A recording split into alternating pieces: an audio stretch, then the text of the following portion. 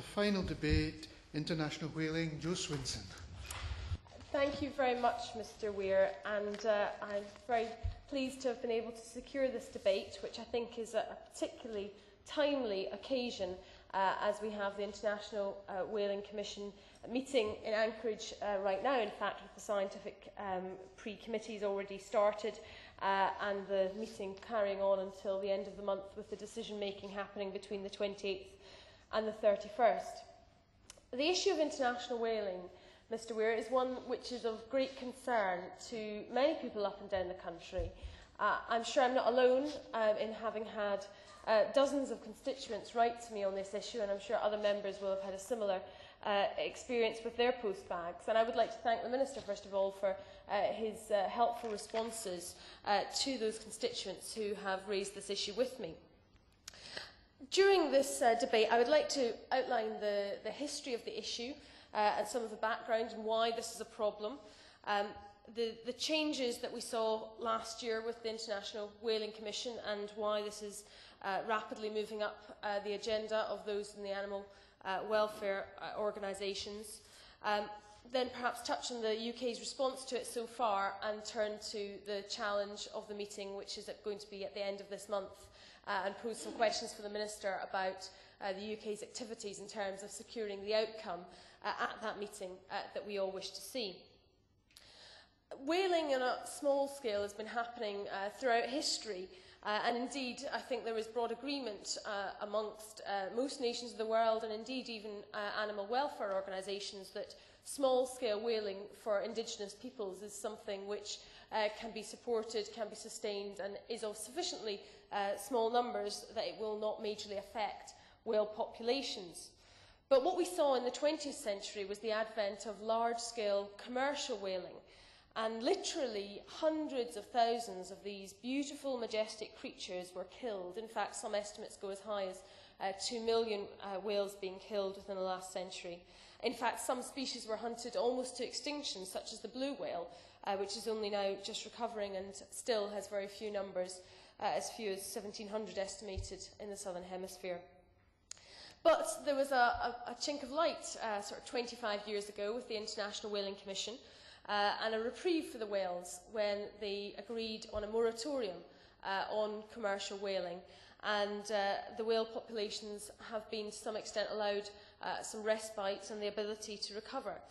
And this has, I think many scientists agree, helped to halt the rapid decline in whale stocks, although the scientific committee of the International Whaling Commission is not one without its internal politics, and getting some agreement on specific whale numbers and the size of whale stocks is not something where there is always agreement.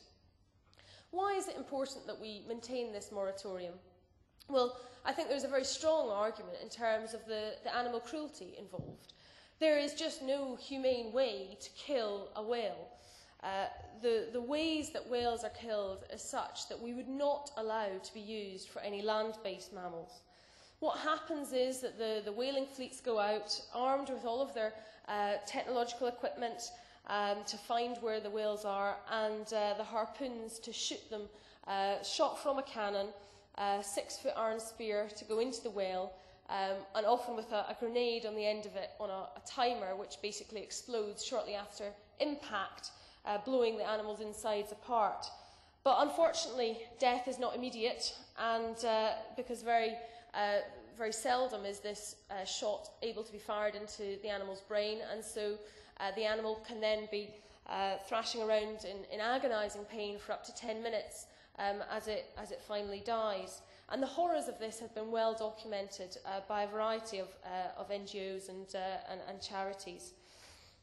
But as well as the animal cruelty aspect of this, I would argue there is just no economic sense to commercial whaling. In terms of whale meat for human consumption, there are well-documented health hazards with heavy metal content to it. And indeed, even in Japan, where they have undertaken scientific whaling, or so-called scientific whaling, and been using the meat for food, there are huge stockpiles of this meat which they can't get rid of, because actually very few people, even in Japan, want to eat whale meat, and they're trying to sell it off to become part of school dinners, or indeed pet food in some cases. So there is no economic case for commercial whaling, but on the contrary, there's a great economic case for whale watching, a non-intrusive activity where people can see the beauty of these creatures in their natural environment. And indeed, last year it was estimated that nearly 8 million people took part in this activity, bringing in $800 million US dollars of revenue to those countries where it's able to do so. So that's the reasons why we should keep the moratorium. But the problem that we have is that Japan in particular has been actively lobbying to resume the commercial whaling. I have to say, given that there's no economic case for it, the reasons for this completely escape me as to why they are so determined to maintain this, perhaps as some kind of cultural totem or tradition. But they have had some success in signing up members to the International Whaling Commission, particularly small countries who have been tempted by promises of aid packages. And in fact, there's been well-documented cases of the amounts of money that have gone to different countries.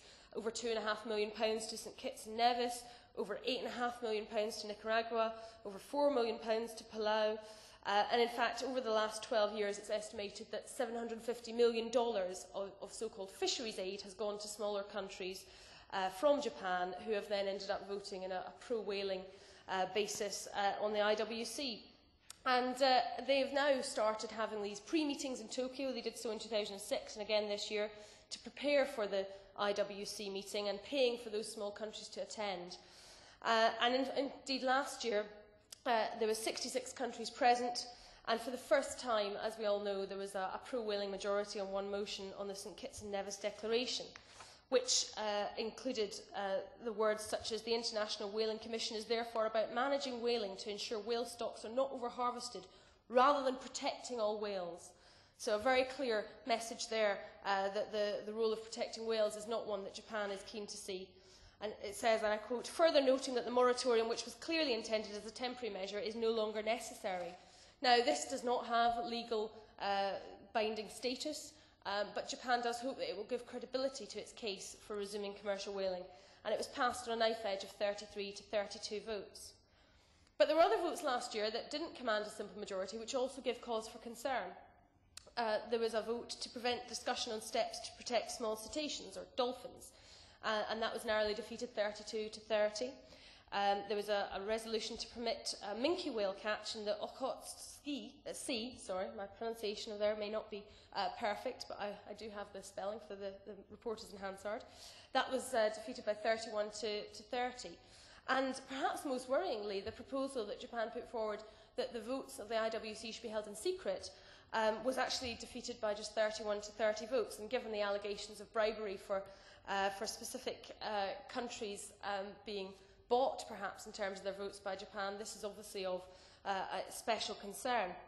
So, what's the UK's response to this issue been? Well, I would start off by saying, first of all, that I very much welcome DEFRA's work on this issue, and I think across the interested groups in the UK, the work of DEFRA, ministers and officials is very much praised.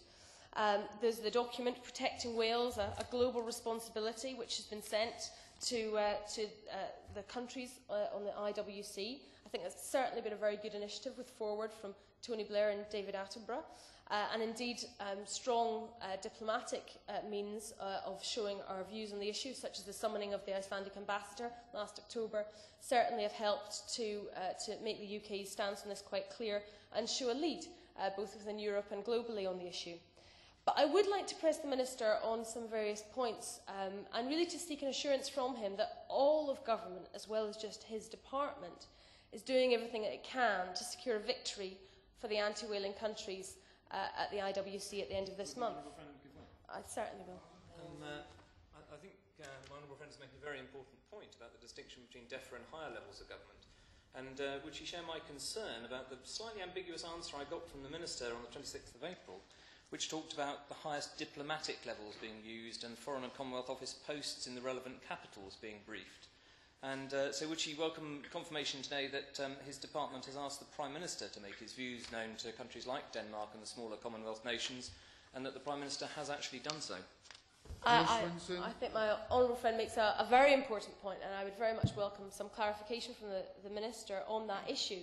Obviously, it's very welcome that the Prime Minister has written the foreword to the document Protecting Whales, a Global Responsibility, but I would urge that that is perhaps not quite enough on its own, and that Prime Minister should be encouraged to write to all of these nations.